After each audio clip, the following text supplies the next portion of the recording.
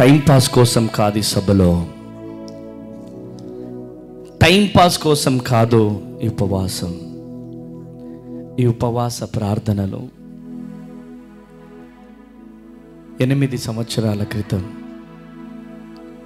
బూడిదిగడ్డ బస్తీలో చిన్న రేకుల షెడ్డులో ప్రారంభించబడ్డాయి. ఆ రేకుల షెడ్డులో ఉన్నటువంటి మేము ఆ రేకుల షెడ్డులో సంగం చంద్రయ్య గారని టీవీజీకేఎస్ లీడర్, ఆయన ఖాళీ చేయమంటే, సార్ ఒక్క నెల రోజులు మాకు టైం ఇవ్వండి సార్ అని చెప్పి ఆయనను బ్రతిమలాడి, ఆ తర్వాత మా జీవితంలో మొట్టమొదటిసారి 21 రోజుల ఉపవాస ప్రార్థనని ప్రకటించుకున్నాం. ఆనాడు 21 రోజుల ఉపవాస ప్రార్థన ఎప్పుడైతే ప్రకటించుకున్నామో ఆ రోజే దేవుడు మమ్మలను ఇలా లేపడం ప్రారంభించాడు. గట్టిగా చప్పట్లు కొట్టాడు. హల్లెలూయా. ఈరోజు మీరు చూస్తున్న ఈ ప్రాంగణం అంతా ఇలా చూడొచ్చు, ఇలా చూడొచ్చు, కానీ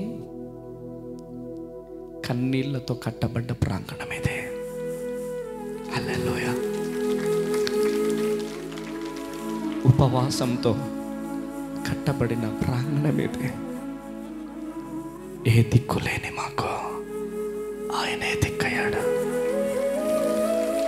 దిక్సూచిగా నిలుచున్నాడా. ఎందుకు ఈ మాటలు చెబుతున్నానంటే, నా దేవుడు అన్యాయస్తుడు కాదు, ఆయన అనాథగా విడిచిపెట్టే దేవుడు కాదు. ఈరోజు దేవుడు నీతో మాట్లాడుతున్నాడు. ఈరోజు దేవుడు నిన్ను దర్శిస్తున్నాడు. ఒక ప్రత్యేకమైనటువంటి రీతిలో దేవుడు నిన్ను దర్శించబోతున్నాడు. ఈ ఉపవాస ప్రార్థన అనేది చాలా విలువైన ప్రార్థన. ఈ ఉపవాస ప్రార్థన అనేది ప్రార్థన చేస్తే, నార్మల్ ప్రార్థన చేస్తే మన గొంతు ప్రార్థన చేస్తుంది, మన హృదయం ప్రార్థన చేస్తుంది. కానీ ఉపవాసం నుండి ప్రార్థన చేస్తే ఈ బొటనీయుల దగ్గర నుంచి నడినెత్తిన వరకు మన శరీరంలో ప్రతి అణువు, మన పేగులు, మన నరాలు ఆయన్ను స్తుతిస్తాయి. గట్టిగా చప్పట్లు కొట్టాలి. హల్లెలూయా, హల్లెలూయా. ఆయనని, యేసయ్యని ఏడిపించే ప్రార్థన ఇది. యేసయ్య దయ పొందుకునే ప్రార్థన. చూడండి, ఎస్తేరు గ్రంథం 4వ అధ్యాయం, ఎస్తేరు గ్రంథం 4వ అధ్యాయం 16వ వచనం చదువుడాడు ఒకసారి. ఎస్తేరు గ్రంథం 4వ అధ్యాయం. నీవు పోయి షూషునందు కనబడిన యూదులందరినీ సమాజ మందిరములకు సమకూర్చి నా నిమిత్తము ఉపవాసం ఉండి 3 దినములు అన్నపానములు చేయకుండుడి. నేనును నా పనికత్తెలను కూడా ఉపవాసముందుము. ప్రవేశించుట న్యాయ వ్యతిరేక్తముగా నున్నను. హల్లెలూయా. నేను రాజునొద్దకు ప్రవేశించెదను. చాలు. హామాను ద్వారా ఆగమవలసినటువంటి తన ప్రజలను కాపాడుకోవడం కోసం, తన ప్రజలను రక్షించుకోవడం కోసం ఎస్తేరు ఉపవాసం ఉండి ప్రార్థన చేసినప్పుడు 5వ అధ్యాయం 2వ వచనం చదువుడాడు ఒకసారి. 5వ అధ్యాయం 2వ వచనం. ఎస్తేరు గ్రంథం 5వ అధ్యాయం 2వ వచనం. రాజు గుమ్మము ఎదుటకు రాణి అయిన ఎస్తేరు ఆవరణంలో నిలువబడి యుండుట రాజు చూడగా ఆమె యందు అతనికి దయ పుట్టెను. ఆమేన్. ఏం పుట్టిందంట? దయ పుట్టెను. ఏం పుట్టిందంట? దయ పుట్టెను. ఎవరికి దయ పుట్టింది? రాజుకి దయ పుట్టింది. ఎందుకు దయ పుట్టింది? ఉపవాసము ద్వారా దయ పుట్టింది. గట్టిగా చప్పట్లు కొట్టాల గట్టిగా చప్పట్లు. హల్లెలూయా. ఒక నార్మల్ పర్సన్ ఆయన, ఒక వ్యక్తి, ఆయన ఒక వ్యక్తికి అంత జాలి గుణం ఉంటే దేవాతి దేవుడైన యేసు క్రీస్తు ప్రభుల వారు నీ కొరకు, నా కొరకు, మన కొరకు, మనందరి కొరకు కల్వరి సిలువలో యాగమయ్యేంతగా నిన్ను ప్రేమించిన దేవుడు. నువ్వు ఉపవాసం ఉంటే ఆయన ఊరుకుంటాడా? నువ్వు కన్నీరు కారిస్తే ఊరుకుంటాడా? నువ్వు పేగులు మార్చుకొని నీ ఇంట్లో కూర్చొని, అయ్యా నాకు నువ్వు కావాలయ్యా, నాకు నువ్వు కావాలయ్యా అని కన్నీరు కారుస్తూ ప్రార్థన చేస్తే ఆయన వదిలిపెడతాడా? ఆయన వదిలిపెట్టాడు. రాజు దగ్గర నుంచి దయ పొందుకుంది. రాజు దగ్గర నుంచి దయ పొందుకుంది. ఈరోజు ఎస్తేరు రాజు దగ్గర నుంచి దయ పొందుకున్నటువంటి రీతిగా దేవుని దగ్గర నుంచి దయ పొందుకునే గొప్ప ఆయుధమే ఈ ఉపవాసం. గట్టిగా చప్పట్లు కొట్టాలా, గట్టిగా చప్పట్లు కొట్టాలా. హల్లెలూయా, హల్లెలూయా. ఎస్తేరు గ్రంథం 7వ అధ్యాయం 9వ వచనం. ఎస్తేరు గ్రంథం 7వ అధ్యాయం 9వ వచనం. రాజు ముందర నుండి షండులలో హర్బోనా అనునొకడు ఏలినవాడ చిత్తగించుము, రాజు మేలు కొరకై మాటలాడిన మొర్దుకైని ఉరితీయుటకు హామాను చేయించిన 50 మూరల ఎత్తుగల ఉరికొయ్య హామాను ఇంటి యొద్ద నాటబడి ఉన్నదనగా రాజు దాని మీద వానిని ఉరితీయుడని ఆజ్ఞ ఇచ్చెను. హల్లెలూయా, హల్లెలూయా. ఎవరైతే మొర్దుకైని నాశనము చేయాలని చూశారో, ఎవరైతే వారి జీవితాన్ని నాశనము చేయాలని చూశారో, ఆమేన్, ఉపవాసం ఉండి ప్రార్థన చేయగా శత్రు శాసనం నాశనం అయిపోయింది. గట్టిగా చప్పట్లు కొట్టాల, గట్టిగా చప్పట్లు కొట్టాల. హల్లెలూయా, హల్లెలూయా. సాతాను సామ్రాజ్యాలను కుప్ప కూలదేశే ఆయుధమే ఉపవాసం. గట్టిగా చప్పట్లు కొట్టాలి, కొట్టాల, గట్టిగా చప్పట్లు. సాతాను సామ్రాజ్యాలను కూలగొట్టే ఆయుధం ఉపవాస ప్రార్థన. కొట్టాల, గట్టిగా చప్పట్లు. హల్లెలూయా, హల్లెలూయా. ఎట్టి పరిస్థితులలో మొర్దుకైని నాశనం చేయాలనుకున్నాడు, కానీ దేవుడు దయను పొందుకున్న ఎస్తేరు, మొర్దుకై ఆ ప్రజలు కాపాడబడ్డారు. దేవుని దయను పొందుకున్న ఆ ప్రజలు దీవించబడ్డారు, ఆశీర్వదించబడ్డారు.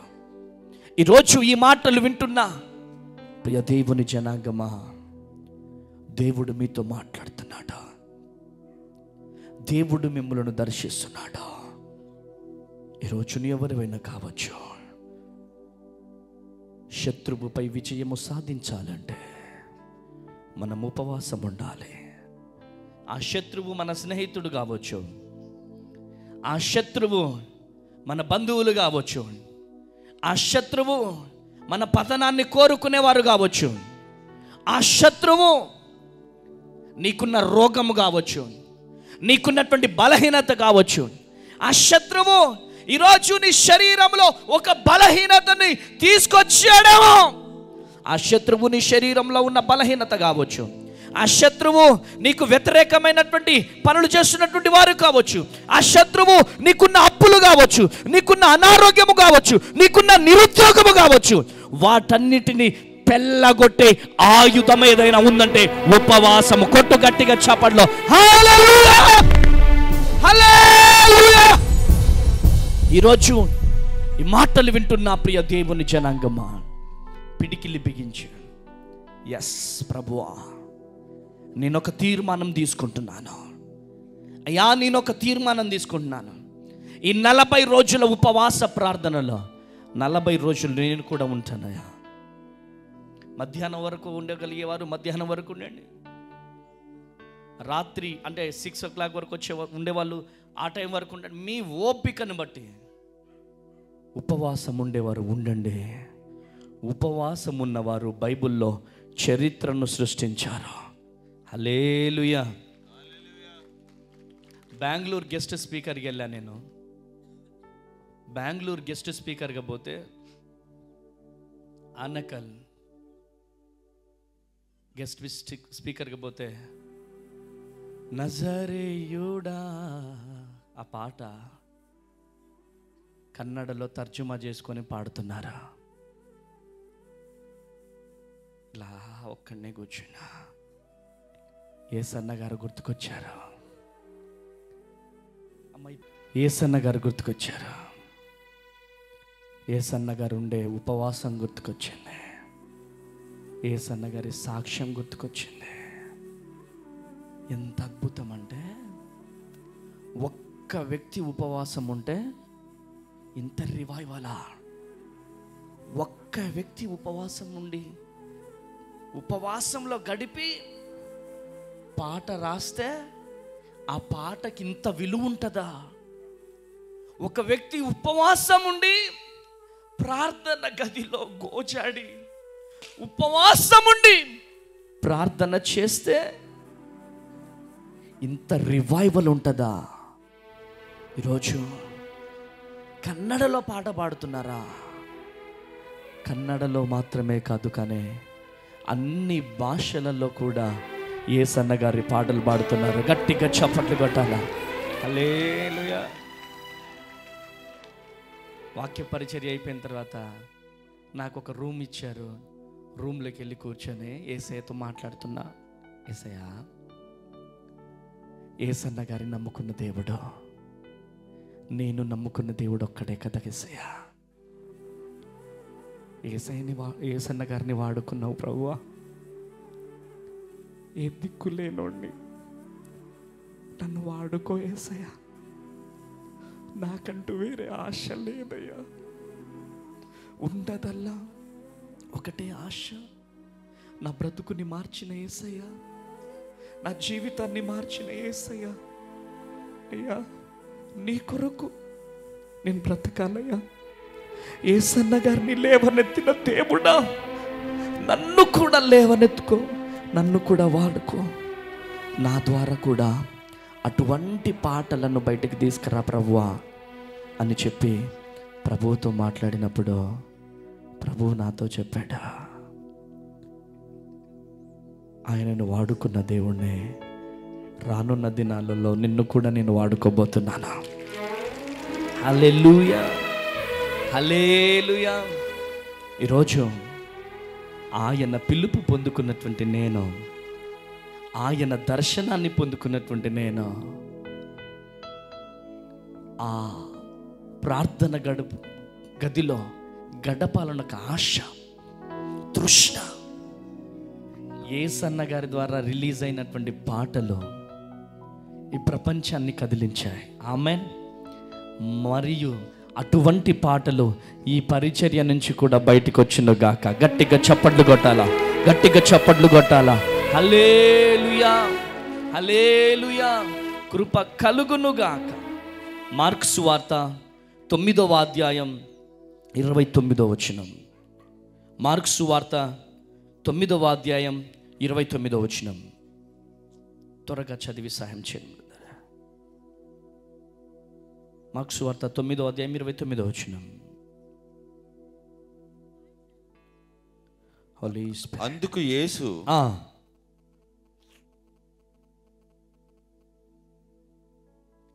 మార్కు సువార్త 9:29. అందుకు ఆయన ప్రార్థన వలననే మరి దేని వలనైనను ఈ విధమైనది వదిలిపోవడం అసాధ్యమని వారితో చెప్పాను. హల్లెలూయా. ప్రార్థన వలననే సాతానుపై మనకు విజయం. గట్టిగా చప్పట్లు కొట్టాలా, గట్టిగా చప్పట్లు కొట్టాలా. హల్లెలూయా. ప్రార్థన వలననే, ఉపవాస ప్రార్థన వలననే సాతాను శక్తులను కూలద్రోసే అభిషేకాన్ని మనం పొందుకుంటాం. కొట్టు గట్టిగా చప్పట్ల. హల్లెలూయా. ప్రార్థన ద్వారానే సాతాను శక్తులపై విజయం ప్రార్థన ద్వారానే సాతాను కోట గోడలు కుప్పకూలగొడు. హల్లెలూయా, ప్రైజ్ ది లార్డ్. ఈరోజు నువ్వు ఎవరివైనా కావచ్చు, నీ జీవితంలో దేవుడు అద్భుతం చేయబోతున్నాడు. ఆమేనండి. ప్రార్థన మన ఆయుధమైతే విజయం మన బానిస అవుతుంది. ఆమేనండి. ప్రార్థన మన ఆయుధముగా మారితే విజయం మన బానిస అవుతుంది. ఈరోజు విజయం కొరకు నువ్వు పరిగెత్తాల్సిన అవసరం లేదు. ప్రార్థన మన ఆయుధమైతే విజయం మన బానిస అవుతుంది. కొట్టు గట్టిగా చెప్పండి, హల్లెలూయా.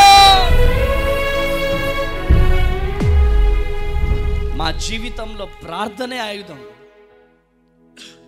ఏ దిక్కు లేరు మాకు. ఈ బిల్డింగ్ కడుతున్నప్పుడు లారీ లోడ్ సిమెంట్ కావాలా, లోపలికి వెళ్ళిపోయేటోడిని, చిన్న రేకులది ఉండే, లోపలికి వెళ్ళిపోయి ప్రార్థన చేసేవాడిని, ఏడ్చేవాడిని.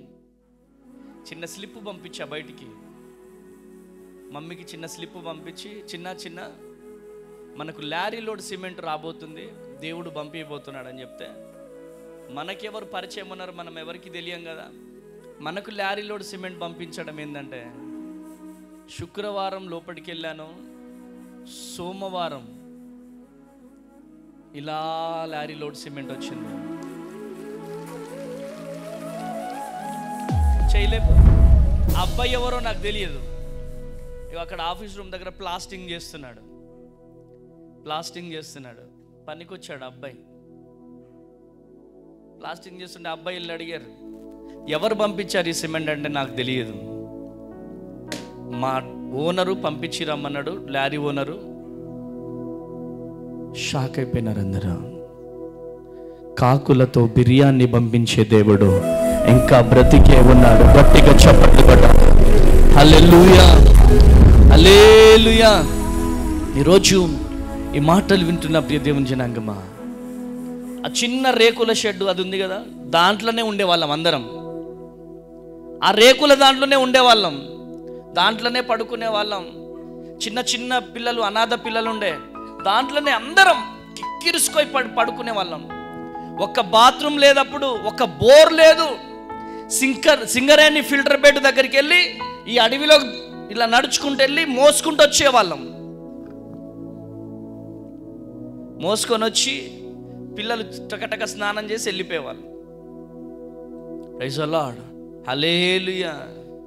ప్రియమైనటువంటి దేవుని జనాంగమా, అనేకమైనటువంటి కష్టాలు. దేవుడు సడన్గా నాతో మాట్లాడి ఈ సైజు మాట్లాడాడు, ఈ బిల్డింగ్ సైజు. యేసయ్యా, తినడానికే మాకు గతి లేదు, ఈ బిల్డింగ్ ఎక్కడి నుంచి కడతా ప్రభువా అంటే, నువ్వు స్టార్ట్ చేయి అన్నాడు. నా దగ్గర 2000 రూపాయలు ఉంటే జేసీబీని పిలిపించిన, ప్లానింగ్ వేయించిన, ముగ్గు పోపించిన. మా డాడీ ఒక ఆయన ఉండే, అరే పిచ్చి పట్టిందారా గాడిదా నీకు, నీ దగ్గర రూపాయి బిల్ల లేదు, నువ్వు ఎలా కడతావు రాది, మీరు రండి డాడీ, మీరు పునాది వేయండి, వెళ్ళిపోండి. వాళ్ళని పిలిపించినాను, పునాది వేసినాను. Praise the lord.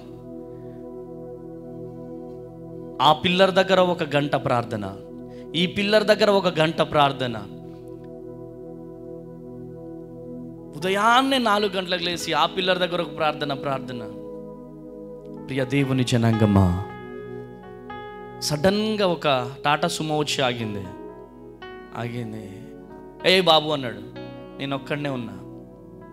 లేచిన, నేను నిల్చున్నాను.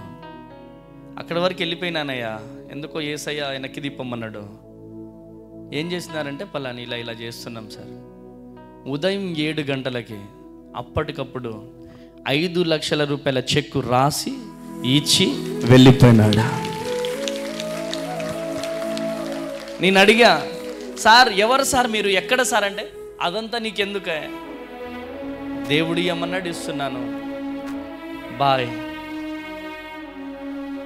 వెళ్ళిపోయినాడా. ఆమేన్. ఈరోజు ఈ మాటలు వింటున్నా ప్రియ దేవుని జనాంగమా, కేవలం ప్రార్థన ద్వారానే కేవలం ప్రార్థన ద్వారానే మా చరిత్రను దేవుడు తిరగరాశాడు. ఒకటే ఆయుధం. ఏ అవసరం కావాలన్నా, ఏ అవసరత ఉన్నా ప్రార్థన, ప్రార్థన, ప్రార్థన.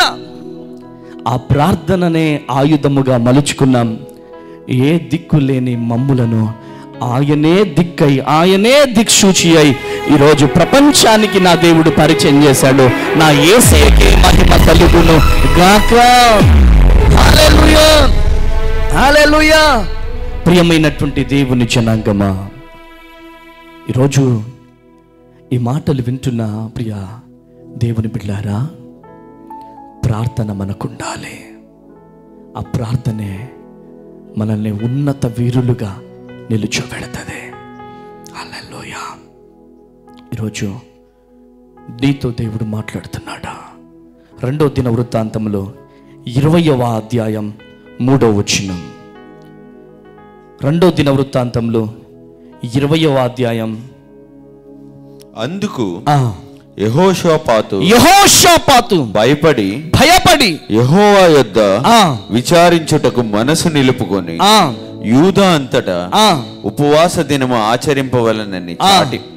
ఆచరింపవలని చాటింపగా యూదా వారు యెహోవా వలన సహాయమును వేడుకొనుటకై కూడుకొనిరి. యెహోవా యొద్ద విచారించుటకు యూదా పట్టణములన్నీ నుండి జనులు వచ్చిరి. యెహోషాపాతు యెహోవా మందిరములో కొత్త శాల ఎదుట సమాజముగా కూడిన యూదా యెరూషలేముల జనముల మధ్య నిలువబడి, మా పితరుల దేవ యెహోవా, నీవు ఆకాశమందు దేవుడు అయి ఉన్నావు. అన్యజనుల రాజ్యములను ఏలువాడవు నీవే. నీవు బాహుబలము కలవాడవు, పరాక్రము గలవాడవు. నిన్నెదిరించుట నెవ్వరికి బలము చాలదు. నీ జనులైన ఇశ్రాయేలీయుల ఎదుట నుండి ఈ దేశపు కాపరస్తులను తోలివేసి నీ స్నేహితుడైన అబ్రహాము యొక్క సంతతికి గట్టిగా చప్పట్లు కొట్టాల. హల్లెలూయా. యెహోషాపాతు మరియు యూదా వారు చేసిన ఉపవాస ప్రార్థన ద్వారా శత్రువులపై విజయం వచ్చింది. గట్టిగా చప్పట్లు కొట్టాల. గట్టిగా చప్పట్లు. హల్లెలూయా. ఈరోజు విజయము కావాలంటే ఉపవాసం ప్రకటించుకోవాలా? ఆమేనండి. ఉపవాసము ప్రకటించుకోవాలా? ఉపవాసమే మన చరిత్రను మారుస్తుంది. ఉపవాస ప్రార్థనే మన బ్రతుకును మారుస్తుంది. ఉపవాస ప్రార్థనే మన జీవితాలను తలకిందులుగా చేస్తుంది. ఆమేన్. హల్లెలూయా. శత్రువు గోడలను కుప్పకూలదీసే ఆయుధమే ఉపవాస ప్రార్థన. ఈరోజు గొలియాతును కుప్పకూల తీసిన ఆయుధం. ఆమేన్. హల్లెలూయా. నెబుకద్నెజర్కి గడ్డి తినిపించినటువంటి ఆయుధం ఈరోజు నీకు కావాలంటే పిడికిలి బిగించాలా? గట్టిగా పిడికిలి బిగించాలా? యెహోషాపాతుకు విజయం ఇచ్చినటువంటి ఆ విజయం నీకు కావాలి అంటే గట్టిగా చప్పట్లు కొట్టాలా? ఈరోజు విజయము కావాలంటే ఒకటే, ఉపవాసము ప్రకటించుకోవాలి. శత్రువు గోడలను కుప్పకూల తోలాలంటే ఉపవాసము ప్రకటించుకోవాలి. ఈరోజు ఒక బలమైన దుప్పటి మీ మీద కుమ్మరించబడబోతుంది. రికమల రబషకే దియాల రబబబబబబ. హోలీ స్పిరిట్ ఆఫ్ గాడ్, ఒక బలమైన అభిషేకం మీ మీద కుమ్మరించబోతున్నాడు. హల్లెలూయా. రెండు చేతులు పైకి లేపండి. హల్లెలూయా. నేను ప్రకటించుకుంటానయ్యా ఉపవాసం. ఆ పవర్ నాకు కావాలయ్యా. శత్రువు మీద విజయము సాధించే పవర్ నాకు కావాలి. శత్రువులను గడ్డి తినిపించే పవర్ నాకు కావాలి. హల్లెలూయా. యేసయ్యా, నన్ను ఉపవాసం ఉంటామంటున్నావు ప్రభా, ఏం చేయాలి? నేను ఉపవాసం అంటున్నావు, నేను ఉండగలుగుతానా ప్రభు అంటే, నువ్వు ఉండు, నేను ఉంచుతా అన్నాడు యేసయ్య. ఆమేనండి. ఈ ఉపవాస ప్రార్థనల తర్వాత, ఆమేన్, ఈ ఉపవాస ప్రార్థనల తర్వాత ప్రపంచమంతా ఈ ప్రాంతానికి తరలి రాబోతుంది. గట్టిగా చప్పట్లు కొట్టాలి. హల్లెలూయా, హల్లెలూయా. నాట్ ఓన్లీ కొత్తగూడెం, కొడుతూనే ఉండాలి మీరు. Not only Kothagudem, not only Telangana, not only Andhra Pradesh, not only Karnataka, not only Bengaluru, not only Orissa, not only Chhattisgarh, ప్రపంచమంతా తరలి రాబోతుంది. గట్టిగా చప్పట్లు కొట్టాలా, గట్టిగా చప్పట్లు కొట్టాలా, గట్టిగా చప్పట్లు కొట్టాలా, గట్టిగా. భద్రాద్రి కొత్తగూడెం, భద్రాద్రి కొత్తగూడెం, వెతుక్కుంటూ భద్రాద్రి కొత్తగూడెం రావాలా. భద్రాద్రి కొత్తగూడెంలో ఈ పరిచర్య ఒక యాత్రా స్థలముగా మారబోతుంది. కొట్టాల గట్టిగా చెప్పలు. ఈ 40 రోజుల ఉపవాస ప్రార్థన తర్వాత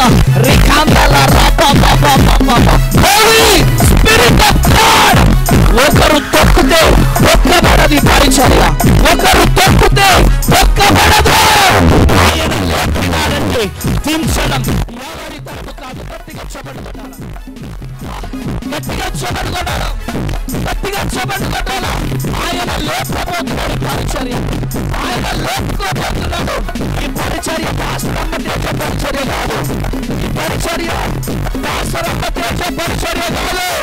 ఈ పరిచర్య దేవుడు నడిపిస్తున్న పరిచర్య, ఈ పరిచర్య యేసయ్య పరిచర్య. ఈ పరిచర్య వెనకాల ఎవరు లేరు అనుకోవద్దు. ఒక శక్తి దాగి ఉన్నది, ఒక శక్తి దాగి ఉన్నది, ఒక శక్తి దాగి ఉన్నది. ఆ శక్తినే నజరేయుడైన యేసుక్రీస్తు ప్రభు, యేసుక్రీస్తు ప్రభు, యేసుక్రీస్తు ప్రభు. హల్లెలూయా. ఈ కాండాల హోలీ స్పిరిట్ ఆఫ్ గాడ్ ముగింపు సభకు ప్రాంగణమంతా కిక్కిరిసిపోతుంది. వాలంటీర్స్ నిన్ను వాలంటీర్ చేస్తామని కొత్తగూడెం నుంచి రావడం కాదు, అమ్మ తేజ పరిచర్యలో ఉన్నవారు రావడం కాదు. దేశ నలుమూలల నుంచి ఈ పరిచర్య చేయడానికి తరలి రాబోతున్నారు. గట్టిగా చెప్పలు కొట్టాలా, గట్టిగా చెప్పలు కొట్టాలా. హల్లెలూయా, హల్లెలూయా, హల్లెలూయా.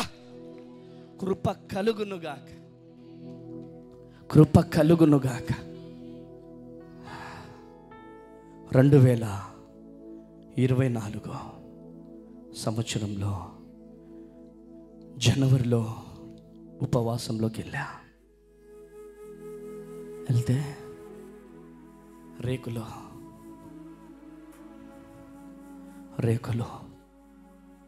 పైనుంచి ఎలకలు వచ్చేటి. రేకుల్లో చిన్న క్యాప్ ఉండేది పైన. మీకు అందరికీ తెలుసు, ఎలకలు వచ్చేటి లోపలికి, కప్పలు వచ్చేటి బయట లోపలికి, బల్లులు వచ్చేటి. చచ్చిపోయి ఇలానే స్మెల్ వచ్చేది. ఊడుద్దామంటే ఒప్పుకొండకపోయేది. యేసయ్యని అడిగినా, యేసయ్యా నా వల్ల కాట్లేదయ్యా, యేసయ్యా నా వల్ల కాట్లేదు, నాకు ఒక మంచి గోపురం కావాలయ్యా, నాకు ఒక మంచి ప్రార్థన గోపురం కావాలయ్యా. నాకు ఈ ప్రభువా నీకోసం బ్రతుకుతానయ్యా, నమ్మకంగా నీకోసం నమ్మకంగా బ్రతుకుతానయ్యా, నీ పరిచర్య చేస్తానయ్యా. నువ్వు లేకపోతే నేను బ్రతకలేనయ్యా. యేసయ్యా ఐ లవ్ యూ, నాకు మంచి ప్రార్థన గోపురం కావాలయ్యా అనే 2024 గత సంవత్సరం ఉపవాసంలో కన్నీరు గార్చి ప్రార్థన చేసినాను. అప్పుడు ఆ కన్నీళ్లను చూసిన యేసయ్య ఇంత మంచి ప్రార్థన గోపురాన్ని నాకు ఇచ్చాడా? గట్టిగా చప్పట్లు కొడదామా? హల్లెలూయా. నా యేసయ్య నేను ఆస్తులు అడగలే, అంతస్తులు అడగలే. నా యేసయ్య నేనేం అడగలేదండి. యేసయ్య నాకు ఒక ప్రేయర్ టవర్ యేసయ్య, ఒక ప్రేయర్ టవర్ ఇస్తే నీ పాదాలు పట్టుకొని నేను గోజాడతాను ప్రభువా అని చెప్పి ప్రార్థన చేశాను. ఆ కన్నీళ్లను చూసిన దేవుడు, కన్నీళ్లను చూసిన దేవుడు చక్కని ప్రార్థన గోపురాన్ని ఇచ్చాడు. ముగింపు సభ అయిపోయిన తర్వాత క్లీన్ చేయడానికి వెళ్ళేవాళ్ళు పాస్టర్ అమ్మగారు పిల్లలు వెళ్తే లోపట ఎలకలు కప్పలు అన్నీ చనిపోయి స్మెల్ వచ్చేది. ఇట్లా ముక్కు మూసుకునే వాళ్ళు సడన్గా నా దగ్గరికి వచ్చి, ఏమండి మీరు అసలు ఎలా ఉన్నారు ఆ ప్రేయర్ టవర్లో? ఇంత ఇబ్బందిగా ఎలా ఉన్నారంటే, ఎలా ఉన్నానో నాకైతే తెలియదు, కానీ నా ప్రభువే నన్ను ఉంచాడా. నా యేసయ్యకే మహిమ కలుగునుగాక. హల్లెలూయా. చూడండి, ముగింపు సభ ఫిబ్రవరి 28వ తారీఖు జరగబోతుంది భద్రాద్రి కొత్తగూడెంలో. ఆ ముగింపు సభ మామూలుగా జరగదు. ఆ ముగింపు సభ పనులు రేపటి నుంచే ప్రారంభించండి. సంఘానికి నేను పిలుపునిస్తున్నాను. ఇక్కడ నాకు తల్లిదండ్రులు లేరు, ఇక్కడ నాకు అన్నదమ్ములు లేరు, అక్క చెల్లెలు నాకు ఇక్కడ ఎవరు లేరు. నాకున్నది మీరే, మీరే నాకున్నది.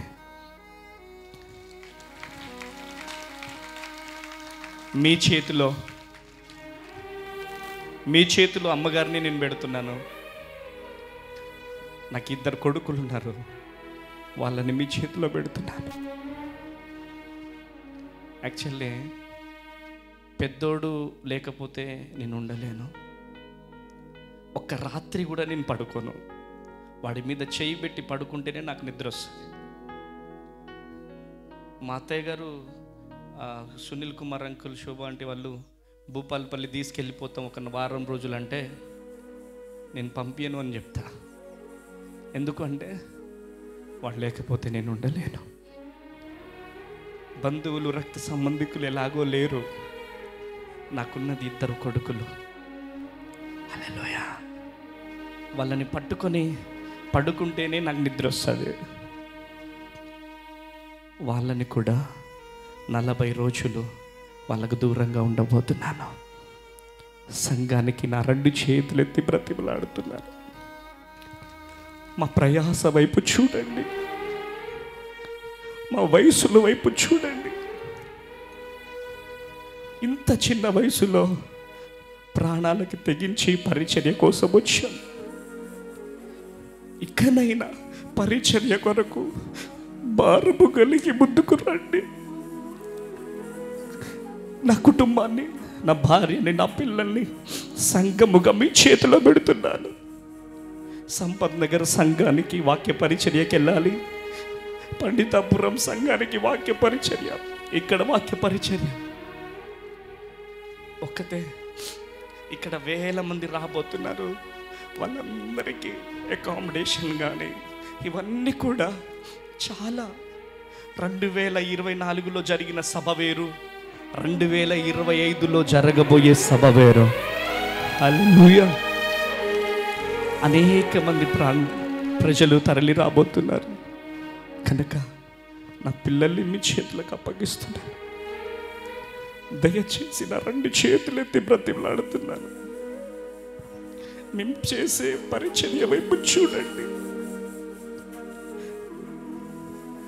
ఈరోజు మేము చేస్తున్న పరిచర్య వైపు చూడండి, మా ప్రయాస వైపు చూడండి. దేవుని కొరకు బహుబలముగా వాడబడండి. మా గురించి 100 మాట్లాడుకోవచ్చండి, కానీ ఒక్కసారి ఇక్కడికి వచ్చి చూస్తే ఇక్కడికి వచ్చి చూస్తే మా ప్రయాస ఏంటి, మా భారం ఏంటి అనేది అర్థమవుతుంది. కనుక గొలియాతు లేకపోతే దావీదుకి విజయం లేదు. హల్లెలూయా. ఈ 40 రోజుల ఉపవాస ప్రార్థన తర్వాత దేవుడి పరిచర్యను దీవించబోతున్నాడు, ఆశీర్వదించబోతున్నాడు. మరొకసారి కూడి వచ్చిన బిడ్డలందరికీ నా 2 చేతులెత్తి బ్రతిలాడుతున్నాను. మీరు రాసిన ప్రతి ప్రార్థన విజ్ఞాపనకు కోసం 40 రోజులు నేను గోజాడబోతున్నాను. ఈ 40 రోజుల తర్వాత మీరు ఏ ప్రేయర్ రిక్వెస్ట్ అయితే రాసిచ్చారో అవి కళ్ళారా మీరు చూచుదురుగాక. గట్టిగా చప్పట్లు కొట్టాలి. హల్లెలూయా. పేపర్లో రాసిన ప్రతి ప్రార్థన విన్నపం 40 రోజుల తరువాత యేసు నామములో మీ కళ్ళారా చూచుదురుగా. గొప్ప సాక్ష్యాలను చెప్పబోతున్నారు. ప్రభువునందు ప్రయాస వ్యర్థం కాదు.